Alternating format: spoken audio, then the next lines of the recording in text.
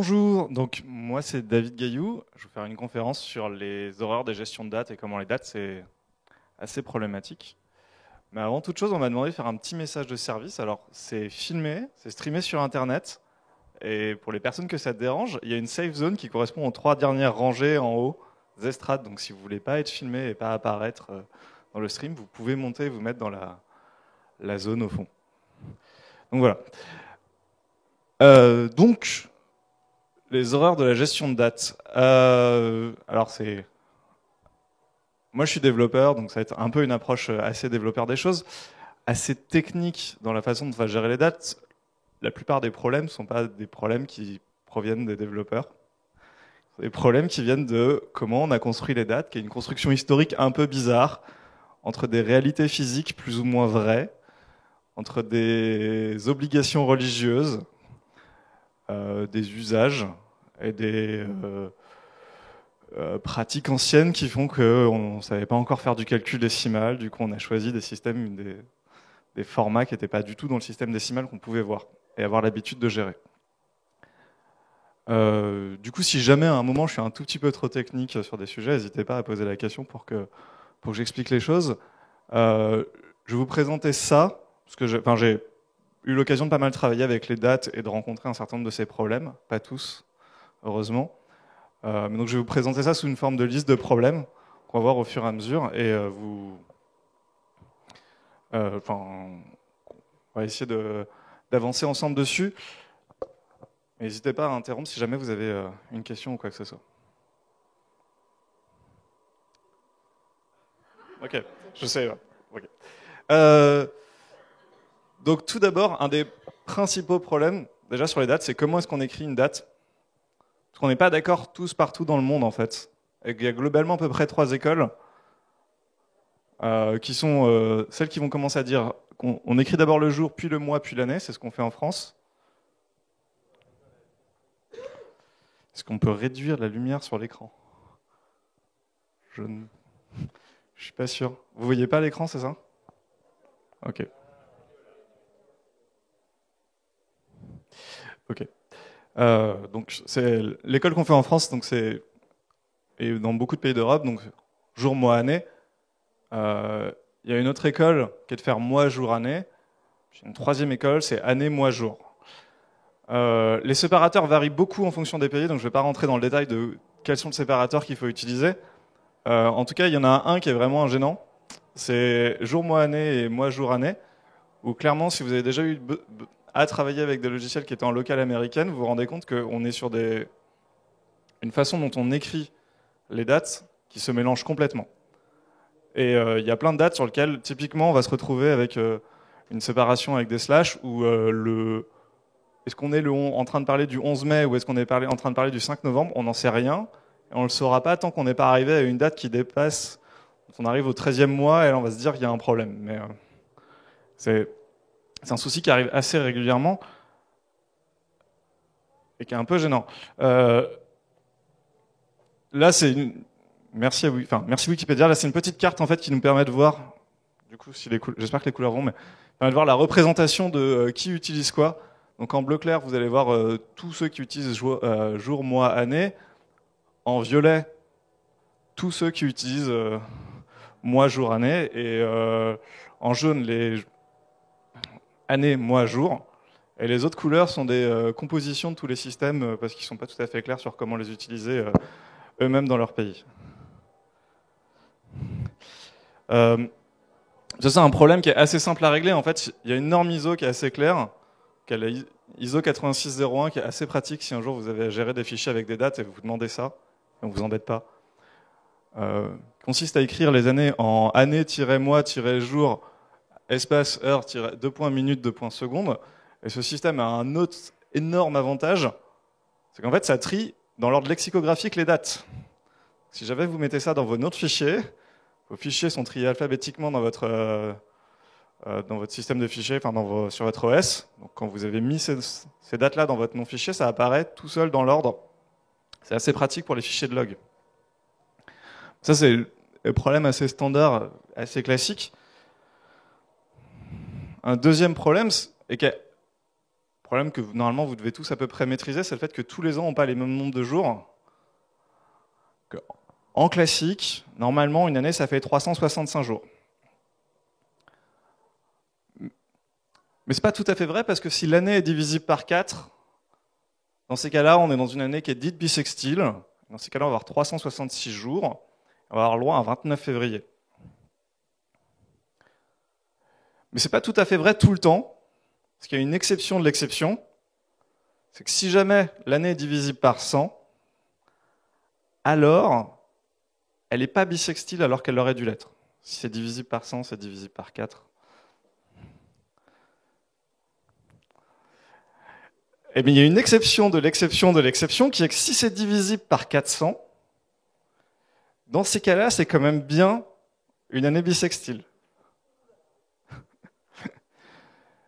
Alors, la logique derrière ça, hein, parce qu'il y a une logique, c'est qu'en fait, une année, c'est censé représenter le temps que met la Terre pour faire un tour autour du Soleil, et qu'une journée, c'est le temps que met la Terre pour faire un tour sur elle-même pour revenir face au Soleil.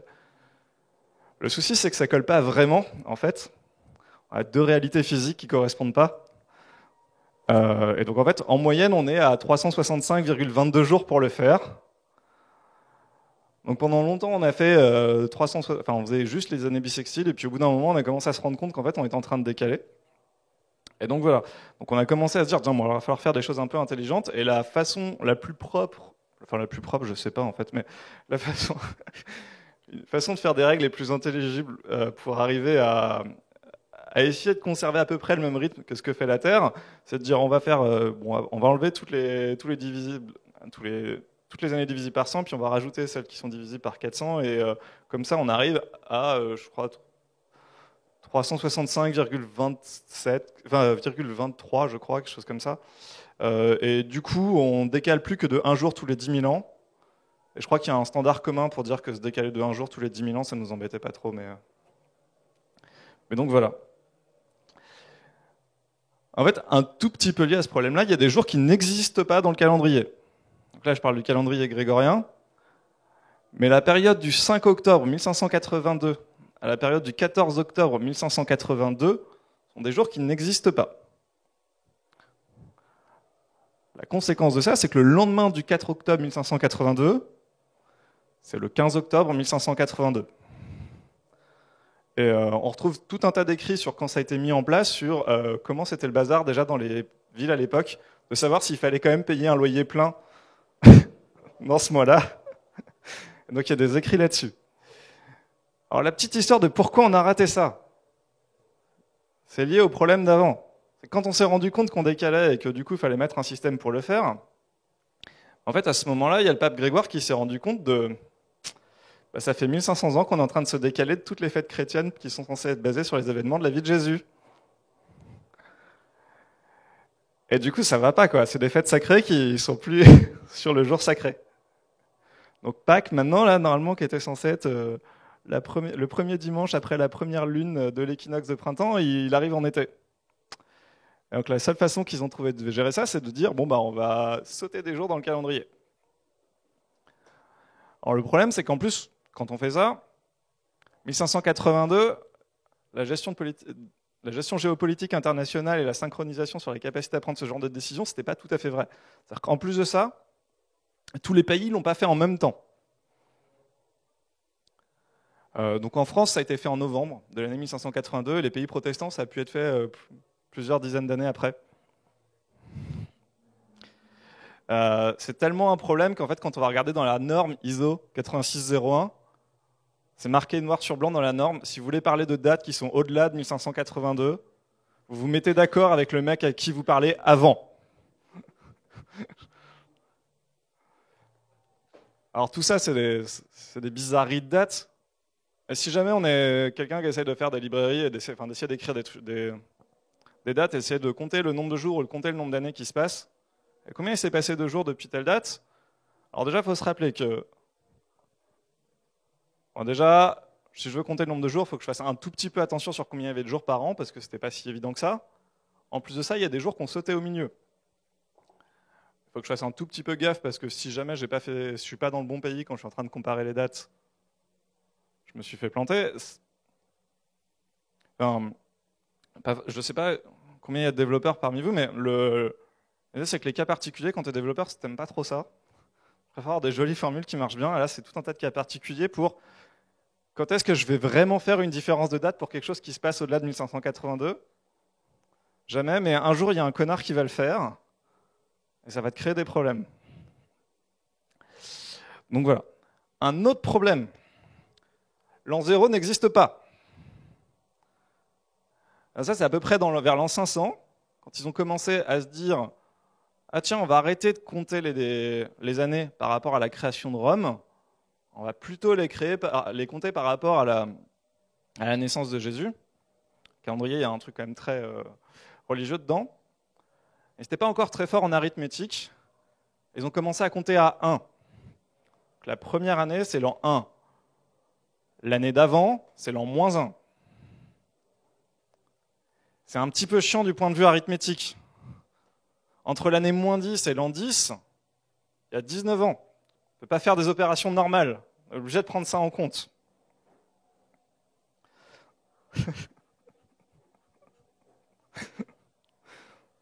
Voilà, il y a plein de livres qui ne le prennent pas en compte. Un autre problème. Comment est-ce qu'on écrit les heures? Ça dépend des lieux. Dans la norme ISO 8601, et en France, on a tendance à écrire les heures sous le format 24 heures. 24 heures dans une journée, on va de 0 à 23. Un certain nombre de pays, notamment les pays qui sont issus des anciennes colonies britanniques, écrivent sous forme de 12 heures, notamment sur le rattachement aux montres à cadran qui sont effectivement sur 12 heures. Mais ils écrivent ça de 1 à 12, et ils précisent AM ou PM, pour préciser si c'était le matin ou le soir. Du coup, j'ai une petite question pour vous. Comment est-ce qu'on écrit minuit en format 12 heures? Est-ce que c'est 12 PM ou c'est 12 AM? Alors, il y a combien de gens qui pensent que c'est PM? Il y a combien de gens qui pensent que c'est AM? Il y a 2 personnes qui pensent que c'est AM et à peu près la moitié de la salle qui pense que c'est PM. Et le reste ne se prononce pas. Et la réponse, c'est AM. Comme quoi, des fois, on peut avoir raison tout seul. Et donc, oui, donc il y a un peu des bizarreries, en fait, quand on va réfléchir à tout ça. C'est-à-dire que donc on est tranquillement là, il est 11h59 PM. On change de jour, on va juste incrémenter l'heure à 12. Mais quand même, minuit, c'est le matin, donc on passe en AM. On va faire tout minuit, et après, à 1h, on va remettre à 0 le compteur de 12. Donc, en fait, on va avoir un décalage de compteur qui ne se fait pas au même moment. Et on a un AM-PM qui n'est pas très clair. On passe de 11 PM à 12 AM pour 1 AM. C'est assez le bazar. Bon, et je me suis planté dans mon slide en plus.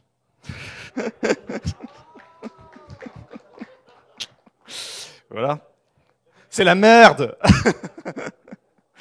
Voilà. Bon, en fait, ce serait encore trop simple parce qu'il y a certains pays qui préfèrent utiliser le 00. Notamment le Japon. Un petit peu compliqué.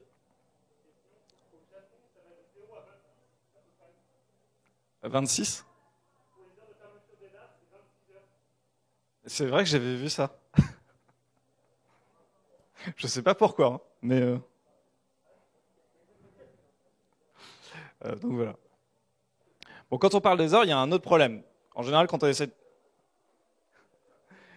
de discuter des heures entre tout le monde, parce qu'en fait, on n'est pas tous à la même heure, parce qu'on est censé... Enfin, le standard, dans la façon dont c'était construit, c'était que midi, c'est quand le soleil est au zénith, le soleil le plus haut dans le ciel, et en opposé, minuit, c'est le moment où il fait la nuit le plus noir. Quand on est sur une sphère et que le soleil n'est pas en même temps partout, déjà, on a une notion de fuseau horaire. Actuellement, il y a 37 fuseaux horaires différents, alors qu'on n'a que 24 heures dans une journée. Ça va de UTC plus 14 à UTC moins 12. Donc en fait, là, maintenant, il faut que j'intervienne. J'explique ce que c'est qu'UTC. Mais UTC, c'est le temps qu'on va considérer comme le temps de référence. Et globalement, c'est celui qui va être synchronisé avec le Soleil. Donc il va y avoir le Soleil au zénith à midi, au niveau du méridien de Greenwich.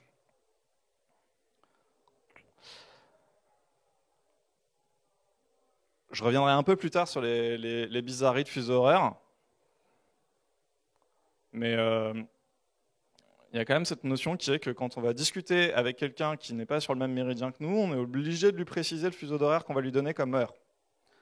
Ça peut être assez gênant quand on travaille avec des personnes qui sont à l'extérieur, mais on peut vite prendre l'habitude normalement quand on sait effectivement quel est le créneau.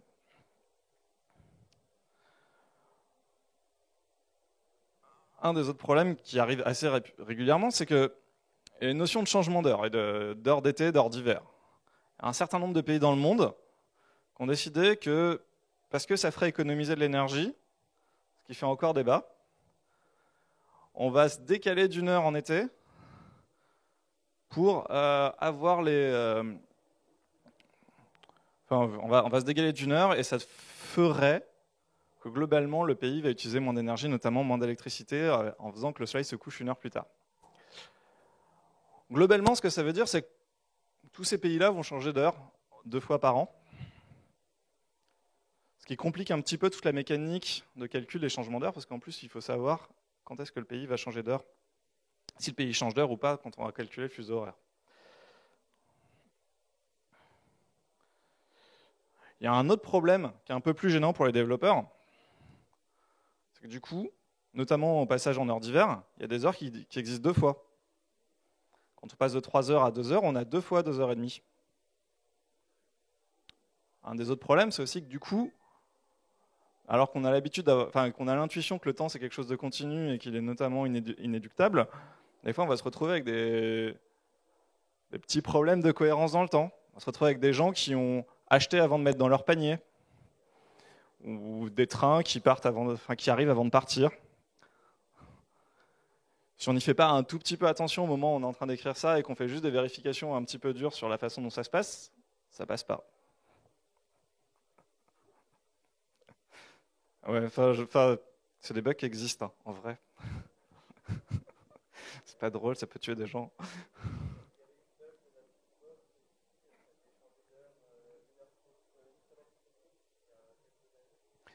Alors c'est des bugs qui peuvent arriver. Il y avait aussi un bug assez connu sur, ouais, il y a, il y a plein de règles à la con sur les choses comme ça. Il y avait aussi un bug sur les téléphones d'une marque à fruits, où ils avaient bien changé l'heure, mais l'heure du réveil n'avait pas changé. Et du coup, il y a plein de gens qui étaient arrivés 1 heure trop tard au boulot parce que le téléphone avait fait l'alarme trop tard. Donc voilà. Alors, les problèmes de changement d'heure, c'est que non seulement il y a des pays qui changent, il y a des pays qui ne changent pas, mais les pays qui changent, ils ne changent pas tous en même temps. Ce serait trop simple. Donc en gros, aux États-Unis, c'est les 2e dimanches de mars et les 1er de novembre. En Europe, c'est les derniers dimanches de mars et les derniers dimanches de novembre. D'octobre. Oula. C'est pas grave. Donc ce que ça veut dire, c'est que si jamais vous essayez de faire un rendez-vous téléphonique régulier avec vos collègues aux États-Unis, vous dites, bon, il y a 6 heures de décalage, on le lance à 16 heures en France, vous le lancez à 10 heures aux États-Unis, on est d'accord. Il y a quand même 2 semaines dans l'année où il faut faire un petit peu gaffe. Parce que nous, on va avoir changé, enfin eux, ils vont avoir changé et pas nous, et nous, on va avoir changé et pas eux.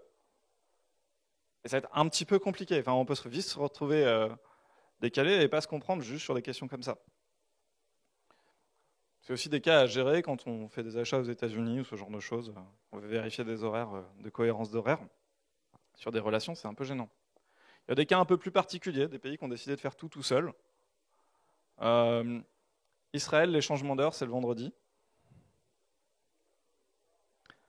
Et le Maroc, ils sont aussi amusants. Alors, je ne sais plus exactement quel jour c'est, leur changement d'heure. Mais si jamais il y a le ramadan pendant les changements d'heure, on annule le changement d'heure pendant le ramadan. Sinon, c'est triché. Je ne sais pas trop. la logique qu'il y a derrière, mais donc potentiellement ça peut faire 4 fois, et j'ose même pas imaginer la combinatoire si le ramadan commence avant le changement d'heure et finit après. Comment ça se passe?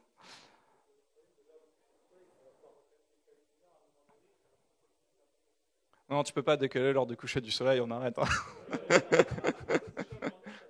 Oui, non, mais c'est ça. Mais donc voilà. Dans les questions de fuseau, il y a aussi quelques soucis, parce qu'on a une certaine littérature de pays qui ont décidé de changer de fuseau horaire. Et notamment, j'en ai sélectionné quelques-uns parce que je les trouve drôles. Mais, enfin, je les trouve drôles. La France et le Pays-Bas, par exemple, ont changé de fuseau horaire en 1940 pour passer au fuseau horaire de Berlin. On n'a jamais changé, en fait, depuis. C'est pour ça que la France, on n'est pas calé. Enfin, le méridien de Greenwich, il passe en France. Mais nous, on est à 1 heure à l'est quand on le fait. Donc quand on regarde, on est toujours entre UTC plus 1 en hiver et UTC plus 2. En fait, c'est juste un héritage du gouvernement de Vichy qui l'a fait sous pression des Allemands de passer à l'heure de Berlin. Il y a un certain nombre de pays qui ont fait des allers-retours, des fois très vite, en moins d'1 an, et ils ont décidé de changer de fuseau horaire et de revenir. Alors, j'ai pas toute la littérature sur ces questions-là. Est-ce que c'est l'opposition qui a gagné les élections d'après et qui a décidé d'enlever tout ce qu'avait fait le pays? Ou est-ce que c'était pour des raisons très particulières de le faire pendant 1 an, mais on sait que ça arrivait un certain nombre de fois. J'aime beaucoup l'exemple des îles Marshall et du Kiribati. Donc c'est en 93 et 95 où ils ont tous les deux décidé de changer d'heure, mais en passant la ligne de changement de date. Donc ils sont passés de UTC moins 12 à UTC plus 13 ou plus 14. Il y a une espèce de petite course de savoir qui c'est qui passerait à l'an 2000 en premier. Une des conséquences quand même, c'est qu'ils ont un jour perdu tous les deux. Bon, le Kiribati, c'était quand même assez drôle parce que le Kiribati, c'est plein de petites îles dans le Pacifique qui sont au niveau de la ligne de changement de temps, de l'antiméridien. Et en fait, à l'époque, avant qu'ils fassent ce changement-là, Kiribati, ils avaient des îles qui étaient en UTC plus 12 et des îles qui étaient en UTC moins 12. Ils avaient quasiment le même soleil, mais ils avaient un jour de différence dans le même pays. Donc au moins, en faisant ce changement-là, ils ont décidé de toutes les mettre du même côté et de ne plus avoir ce genre de problème. J'imagine même pas le bazar dans la façon dont ils devaient le gérer à l'époque. C'est marrant d'en rigoler de tout ça, mais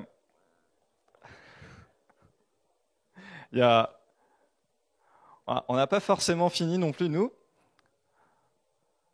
parce que l'Union européenne, cette année, a quand même voté un projet de résolution pour étudier sérieusement qu'on arrête de passer à l'heure d'été. Alors, ça a été voté par le Parlement européen. On va voir ce que ça donne. Le fait est que pendant longtemps, il fallait qu'on change les heures.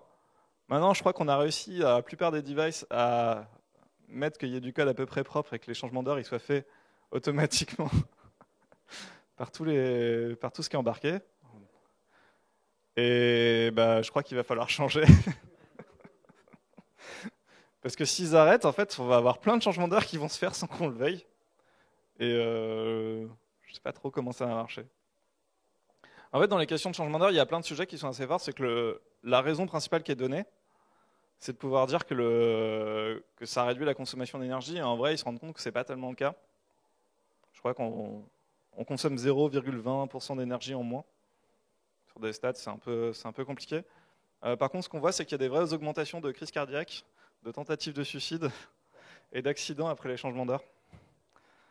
Et du coup, les impacts sociaux sont un petit peu plus compliqués.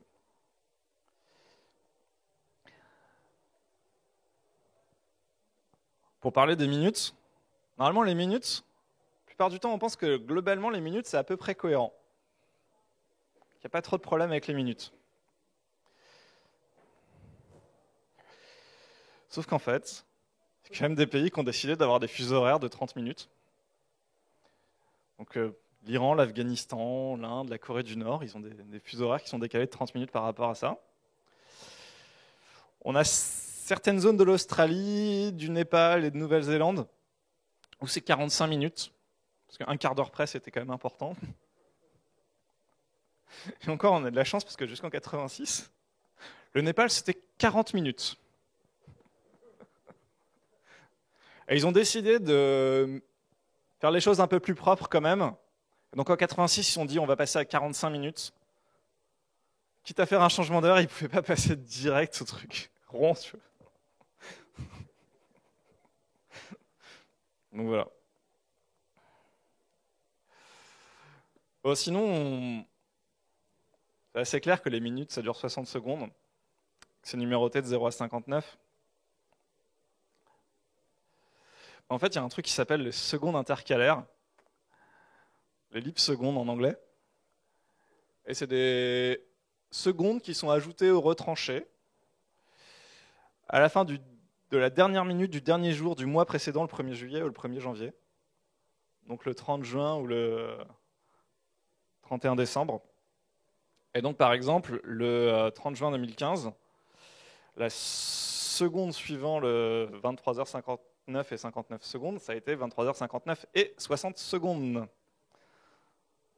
Il y a plein de programmes informatiques qui n'ont pas prévu le 60 secondes. Hein.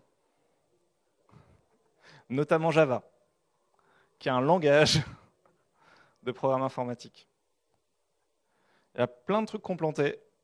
La dernière fois, ils l'ont fait. Du coup, il y a plein de stratégies pour essayer de gérer ça. Notamment, il y a une stratégie par un géant de la recherche qui consiste juste à dire, en fait, on va avoir nos serveurs de temps, ils vont rajouter des millisecondes dans toutes les secondes du jour précédent pour qu'à la fin, on soit recalé correctement, mais on ne veut pas gérer des 60 secondes.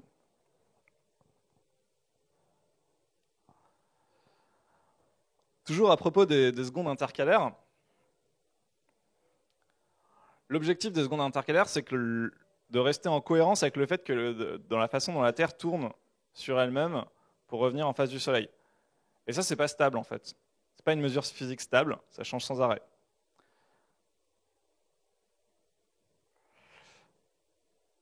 Du coup, la façon dont la décision est prise de rajouter des secondes intercalaires,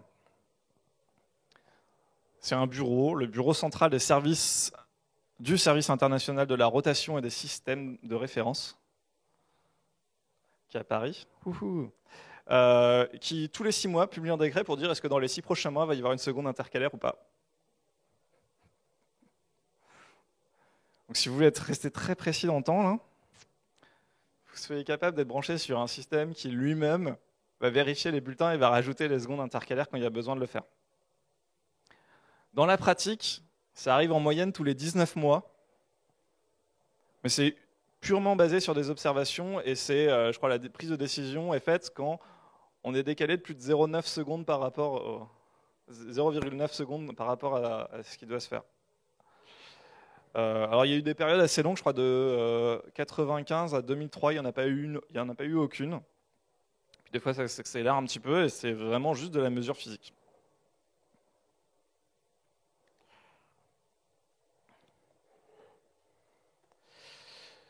Il y a plein de problèmes avec les secondes, et là je vais être obligé de vous filer un tout petit peu de contexte. Déjà, en fait, il y a un truc qui est assez important, c'est que les secondes, c'est l'élément fondamental du temps, et toutes les unités de temps qui sont définies ensuite sont définies par rapport aux secondes. Pendant très longtemps, c'était un fractionné m de en combien de temps la Terre faisait un tour. Les physiciens, ils trouvaient ça pas très génial comme façon de définir le temps, et donc ils nous ont trouvé une définition qui est quand même beaucoup plus parlante, qui correspond à 9 192 631 770 périodes de la radiation du césium-133, ce qui correspond à la transition entre deux niveaux hyper fins de l'état fondamental de l'atome du césium-133. Ça ne dit pas grand-chose à beaucoup de gens, ça parle que aux physiciens à peu près. Ce qu'il faut voir, c'est qu'en fait, c'est basé sur ces mesures-là que sont construits les horloges atomiques qui permettent de justement calculer le temps de référence. Donc maintenant, on a une seconde, qui est quelque chose d'extrêmement précis, on est capable de mesurer. Mais on a des jours qui ne font pas tout à fait le tour comme ça. Donc avant, on avait une définition qui nous permettait d'avoir, par rapport à la journée, donc les secondes pouvaient varier en longueur, on avait toujours 86 400 secondes par jour. Maintenant, on a une définition très stricte du jour. Et du coup, on a ces problèmes-là. Vu qu'on a une définition très stricte des secondes, on commence à se décaler un petit peu dans les journées. Donc là, on va commencer à rentrer dans toutes les définitions de temps, avec les trucs les plus bizarres.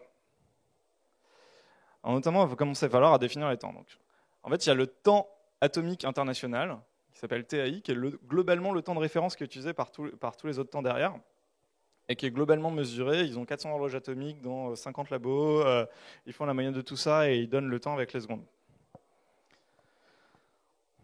Le truc, c'est que le TAI, du coup, il ne connaît pas les secondes intercalaires, lui. Il compte juste les secondes. Toutes les minutes, ça dure 60 secondes. Toutes les heures, c'est 60 minutes. Le temps UTC, donc le temps sur lequel je parlais depuis le début, qui est le temps de référence quand on va discuter de temps entre humains, lui, il est défini par rapport au temps atomique international, auquel on va ajouter les secondes intercalaires qui ont été décidées. Donc aujourd'hui, UTC est en retard de 37 secondes sur le temps atomique. Ça veut dire qu'on a rajouté 37 secondes intercalaires entre le temps UTC et le temps atomique. Il y a eu pas mal de tergiversations sur la façon de gérer ça. Ils ont beaucoup discuté dans les années 70 sur comment le gérer. C'était plein de gens très intelligents, et la façon la plus intelligente qu'ils ont trouvé de gérer tous ces problèmes pour gérer le fait d'avoir des secondes qui font tout le temps de la même durée et de ne pas décaler les jours, c'est de rajouter les leap secondes et du coup d'avoir deux temps différents. Mais ça encore, ça va.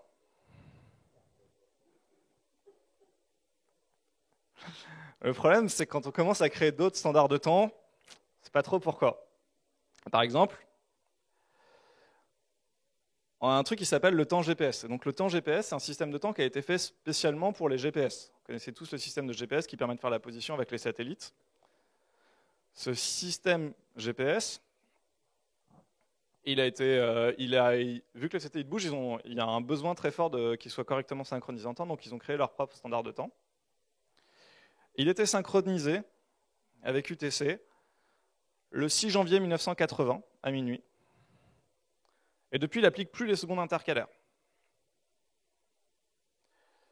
La pratique opérationnelle de tout ça, c'est qu'en fait, le temps GPS, il est par définition, et pour toujours, décalé du temps atomique international d'exactement 19 secondes. Je ne sais pas à quoi sert ce temps, en fait. Ils ont créé une nouvelle façon de compter du temps qui est décalé de 19 secondes, et c'est tout.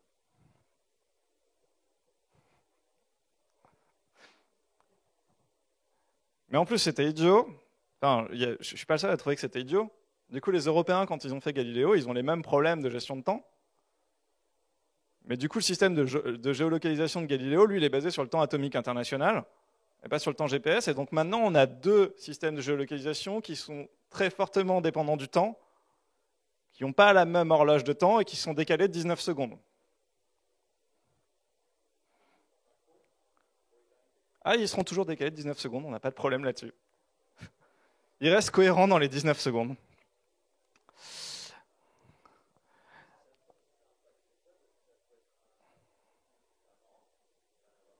Ça peut être un outil. Si ça impacte le code, ça peut faire un outil pour faire une rente. Excuse-moi.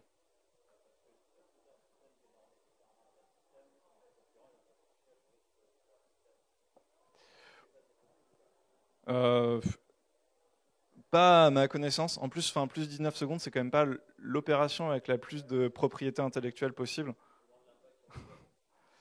L'impact sur le code, ouais. Enfin, je sais que quand on regarde les impacts des problèmes de mesure sur les différents,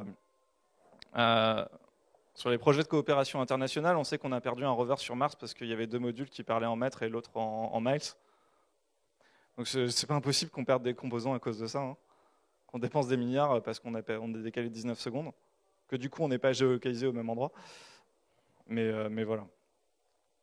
Je n'ai pas de connaissance que ça a été servi de façon industrielle pour empêcher des concurrents d'entrer sur le marché.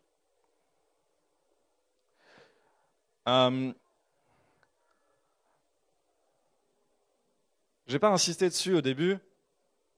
Maintenant, on a tous compris les dates, on les écrit en 4 chiffres. On arrête les 2 chiffres, hein, le bug de l'an 2000, on a suffisamment entendu parler. Est-ce que vous avez déjà entendu parler du bug de l'an 2038 ? Alors, pour tous les gens qui n'ont pas connaissance de comment ça marche, comment le temps est géré au sein d'un ordinateur, en fait, les ordinateurs, ce qu'ils vont faire, c'est qu'ils ont un compteur, et le compteur, il compte les secondes. Et il compte les secondes depuis le 1er janvier 1970. Et donc, il incrémente ce compteur à chaque fois. Donc, les ordinateurs 32 bits, ils stockent ça dans un entier, et ils stockent ça dans un entier qui fait 32 bits. C'est le principe d'un ordinateur 32 bits. En opposition aux ordinateurs 32 bits, vous avez entendu parler des ordinateurs qui sont 64 bits. Et du coup, les ordinateurs 64 bits, ils stockent ça sur un entier 64 bits. Ce que vous pouvez voir là, c'est la numérotation de quelle était la valeur du compteur au 1er janvier 1970. C'est tout à 0, parce que c'est le moment 0, sauf le premier bit. Et le premier bit, en fait, c'est le bit de signe. C'est pour savoir si c'est positif ou négatif. Et d'ailleurs, c'est que des zéros normalement. On va juste prendre le cas des ordinateurs 32 bits, parce que c'est ça le truc intéressant. Ça va être le 19 janvier 2038 à 3h14, ce qui est quand même assez génial. Ça dit en passant. Et 7 secondes, et là ils sont un peu merdés. Le compteur, il aura cette valeur-là. Et une seconde après, il aura cette valeur-là. Du coup, le compteur va soudainement passer dans les négatives, ce qu'on appelle en informatique un int overflow, un dépassement d'entier. C'est-à-dire qu'on a trop rempli l'entier et du coup, il est repassé il a été réinitialisé au début. Et donc, tout d'un coup, les ordinateurs 32 bits vont se retrouver à la date du 1er décembre 1901 à 20h45 et 52 secondes. Et ça va être assez compliqué à gérer, en fait. Si on passe pas tout en 64 bits, ça va être assez compliqué à gérer. Parce que juste dire on change, on arrête de compter depuis le 1er janvier 1970, c'est chiant, on va compter à autre chose. Bah, ça va causer plein de problèmes de synchronisation, en fait, parce que du coup, on va plus parler de la même chose, donc ça va être assez gênant. C'est une des principales raisons pour lesquelles on est en train de passer tout à 64 bits. Parce qu'en termes de puissance de calcul, ça apporte pas grand-chose. Mais le jour où on va voir ça, ça va être assez gênant. Je vais quand même aborder le cas des ordinateurs 64 bits. Mais là, on est un peu plus tranquille. C'est que les dates, quand elles sont encodées sur 64 bits, on peut aller jusqu'à 292 milliards d'années. Ce qui est à peu près plus que l'âge de la planète, de ce qu'on pense l'espérance de vie de la planète, de ce qu'on pense de l'âge de l'univers également. Et en tout cas, on sera tous morts au moment où ça arrivera, à peu près certainement. Donc voilà, merci à vous tous. J'espère que c'était un petit peu entraînant.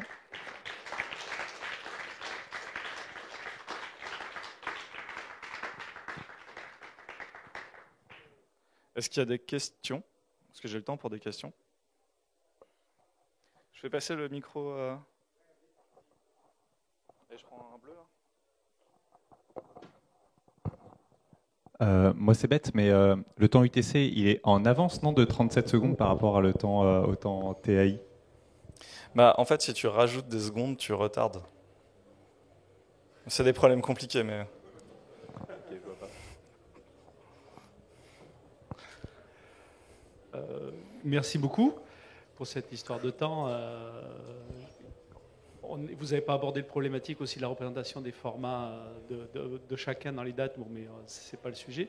Au niveau ou alors j'ai raté le début. Au niveau applicatif, il y a un cas particulier qui est Microsoft dans certaines de ses applications, Excel en particulier. Il gère le temps, les heures, minutes, secondes et au-delà avec des nombres en virgule flottante. Donc vous imaginez que des fois on fait des différences entre deux nombres et on se retrouve avec des zéros positifs et des zéros négatifs et ils ne sont jamais égaux. Donc ça a besoin au niveau applicatif, hein, donc de faire du traitement. Je ne sais pas si vous avez rencontré ça et ce problème-là par endroit. Moi c'est mon bordel dans Excel. Quand je me mets à calculer des heures, il faut que derrière je me rappelle qu'il faut que j'arrondisse quelque part pour virer les derniers chiffres de la virgule flottante. Ouais, alors si vous avez traité des dates dans Excel, j'ai presque envie de dire que c'est de votre faute, mais des fois on n'a pas le choix. Mais oui, c'est des choses qui arrivent. J'avais parlé des formats et des différences de formats au tout début. Une question, est-ce qu'il y a des librairies qui, en gros, des jeux de test pour voir si telle ou telle librairie respecte un peu toutes les exceptions pour pouvoir identifier dans différents langages quelle librairie respecte quels éléments? Pas à ma connaissance. Je connais pas de benchmark qui permettent de vérifier tout ça. Après, en fait, dans la pratique, ils vont beaucoup dire, je veux pas m'embêter, et je fais, alors, ce qu'ils appellent un calendrier grégorien proleptique, qui dit qu'il veut pas s'embêter avec tous les problèmes avant. Ils ont rajouté une année zéro. Ils rajoutent, ils disent que toute la période des 10 jours qui n'existent pas, ça n'existe pas. Donc ils existent. Derrière, et ils ont rajouté une année zéro et c'est toi c'est à toi de te débrouiller si tu veux gérer des cohérences historiques de date. C'est-à-dire si jamais il y a un historien qui a rapporté qu'il s'est passé quelque chose le 6 janvier 1232, c'est à toi de te débrouiller pour faire les correspondances.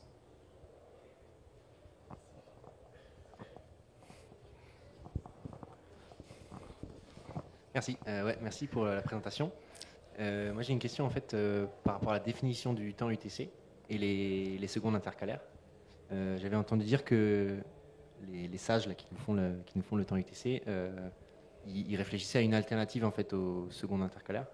Est-ce que tu as entendu parler? Est-ce que tu peux dire un mot là-dessus? Alors, ils y réfléchissent parce que ça convient pas à beaucoup de gens. Un truc déjà qui est pas prévisible, qui pète un peu les formats attendus. Parce que si vous faites des regex pour lire le truc, c'est qu'on va souvent faire des expressions régulières pour lire les choses. Et donc on va dire, ok, ensuite, et c'est un nombre entre 0 et 59. Et en fait, tu vas te faire niquer le jour où il y a une seconde intercalaire. Donc ça convient pas à beaucoup de monde. Sur ce que j'en sais, c'est que ça en discute. Ils sont pas d'accord là-dessus et ils se sont mis d'accord pour pas en discuter avant 2023.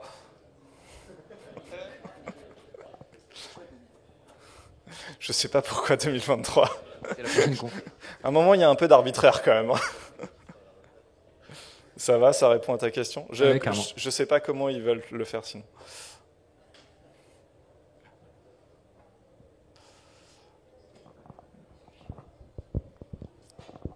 Merci. Il y a un autre référentiel qui compte à partir de 1601, non? Par rapport à 1970. Qui compte par rapport à 1601? Ouais. Je sais. Ouais, c'est sûrement Microsoft, mais peut-être pas seulement. Voilà. Et je crois que c'est ANSI qui a pondu ça dans les années 80. Oui, alors il y a plein de systèmes qui permettent de compter qui commencent à compter à des périodes différentes. Et justement, c'était lié à ce que tu as mentionné, le super truc avec 400 ans. Donc, au fait, le début de...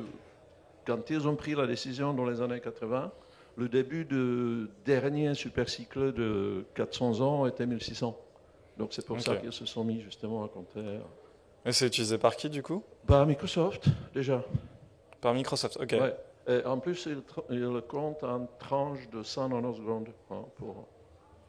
Ouais. Je découvre ça. Merci en tout cas. Non, mais c'est que pour Unix, mais ça fait beaucoup de choses.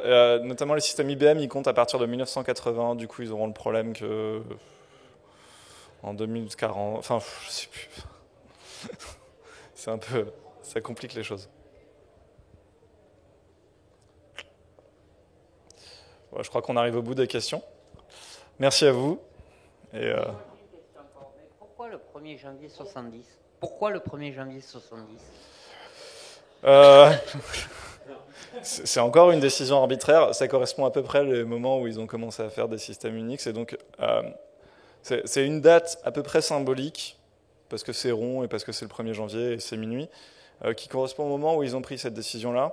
Et comme ils ont mis ça sur des entiers non signés, ça veut dire que c'est symétrique. C'est ce qui leur permettait de couvrir le range le plus grand de façon centrée par rapport au moment où ils ont pris cette décision-là. Pourquoi exactement le 1er janvier 1970? Je n'ai pas le détail de ça, mais c'est globalement l'idée de la chose.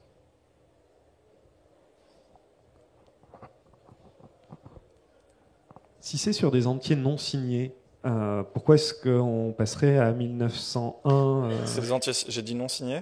Ouais. Ok, désolé, c'est les entiers signés. Merci.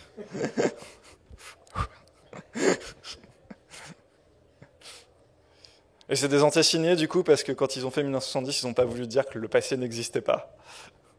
Ils ont quand même voulu pouvoir gérer les cas un petit peu avant. Bon, on arrive vraiment à la fin des questions là. Encore une fois, merci. Attends. Ils ont que 31 bits pour le temps, on est d'accord. Enfin, ils ont 31 bits pour le futur de 1970. Ça leur permettait de gérer une période de temps qui allait de décembre 1901 jusqu'à janvier 2038.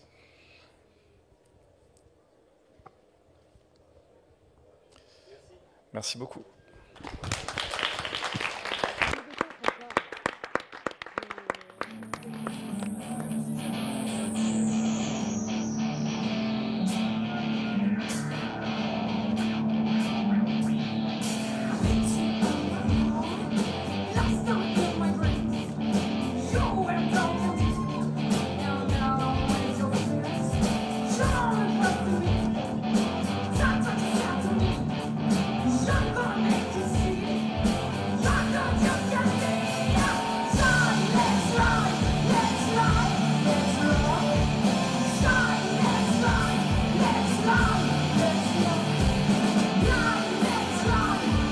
Let's ride.